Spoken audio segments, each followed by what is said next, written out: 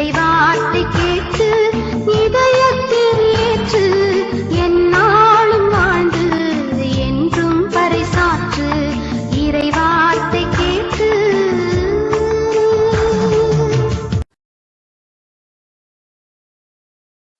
இயேசு கிறிஸ்துவுக்கு பிரியமானவர்களே, ஆண்டவராகிய இயேசு கிறிஸ்துவின் திரு பெயரிலே நல்வாழ்த்துக்கள் நல்வாழ்த்துக்கள். வாய்ஸ் ஆஃப் காட் நிகழ்ச்சியை நாம் கேட்டுக்கொண்டிருக்கிறோம். இதோ இந்த நாளிலே இந்த திரு விவிலியத்தின் வழியாக ஆண்டவர் நமக்கு கொடுக்கிற இறை வார்த்தையை நாம் செவிமடுப்போம்.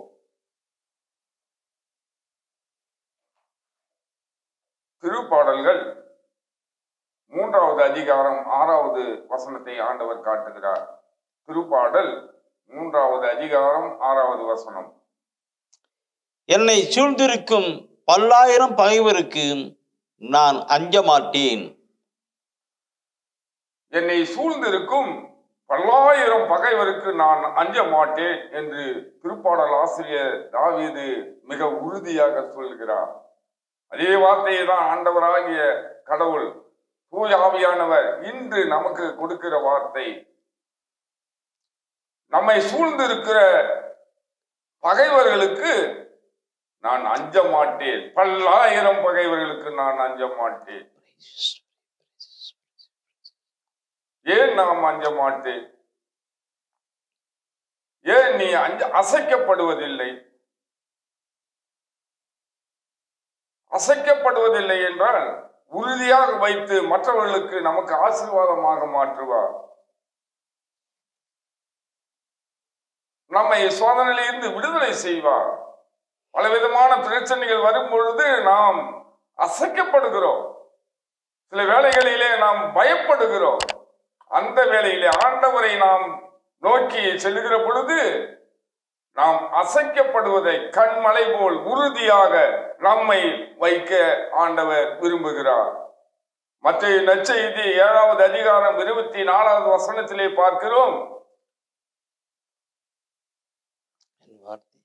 கண்மலை மேல் நிற்பதால் நீ உறுதியாக அசைக்காமல் இருப்பாய் என்று சொல்லி. திருப்பாடல் 16:8 நாம் இவ்வாறு பார்க்கிறோம்.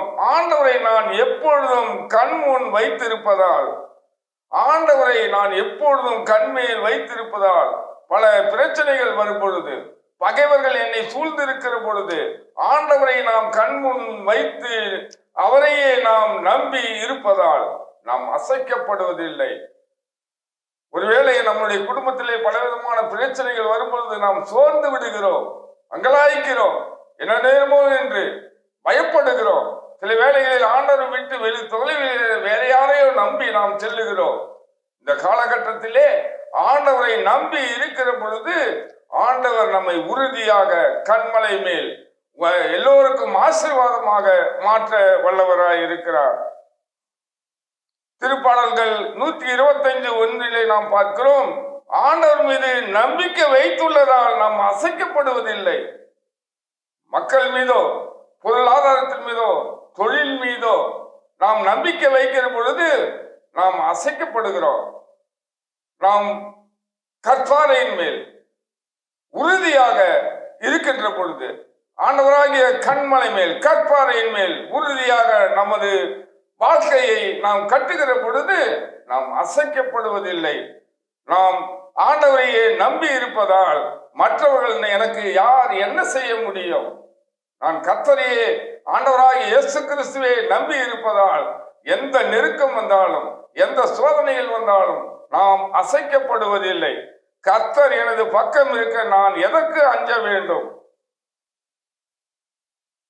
அன்பானவர்களே, நாம் யார் மீது நம்பிக்கை வைத்து இருக்கிறோம் என்று நாம் சிந்திப்போம். ஆண்டவர் மீது நம்பிக்கை வைத்திருப்பதால் நாம் அசைக்கப்படுவதில்லை, ஒருபோதும் அசைக்கப்பட மாட்டோம். நாம் ஜெபிப்போம். அன்பான எங்கள் ஆண்டவரே, உண்மையை நாங்கள் விசுவசிக்கிறோம், நம்புகிறோம். ஆண்டவரே, கற்பாறையின் மேல் எங்களுடைய வாழ்க்கையை நீர் கட்டி இருப்பதால் நாங்கள் அசைக்கப்படுவதில்லை. நாங்கள் நெருக்கப்படும் போது, சோதனைகள் வரும் பொழுது நாங்கள் உண்மையை நோக்கி இருக்க எங்களுக்கு உதவி செய்யும்.